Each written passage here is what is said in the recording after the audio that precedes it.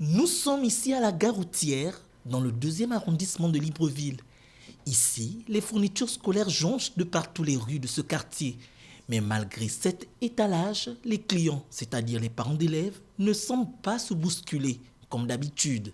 Cette fois-ci, l'année-là, vraiment, c'est bizarre. Peut-être c'est à cause de la maladie. Et on ne sait pas vraiment s'il y aura vraiment la rentrée le 9. Parce qu'apparemment, on ne voit pas les parents d'élèves entrer dans des magasins. Bon. Même si certains, bien avertis, dérogent à la règle. Les parents sont là, donc justement, c'est pour être servis en premier avant que les autres viennent, avant qu'il y ait du monde, quoi. Donc il y a eu l'affluence, disons.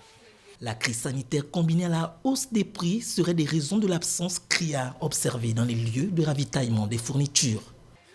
Disons déjà que Libreville, c'est l'une des villes les plus chères en Afrique. C'est difficile de dire si les prix sont abordables. Les fascicules deviennent de plus en plus chers. Moi, quand j'étais au lycée, on va dire qu'on louait les livres à la bibliothèque. Maintenant, il faut acheter les livres pour nos enfants, ça devient difficile. Quelle que soit la poche, ce n'est pas facile. On constate que les prix sont de plus en plus en hausse et que, comme tout Gabonais, on tire le diable par la queue.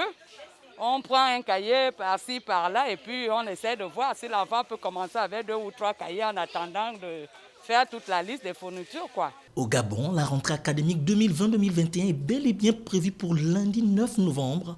Mais avec une rentrée sur fond de Covid-19 cette année, les parents d'élèves devront également penser aux équipements contre le coronavirus en plus des fournitures ordinaires.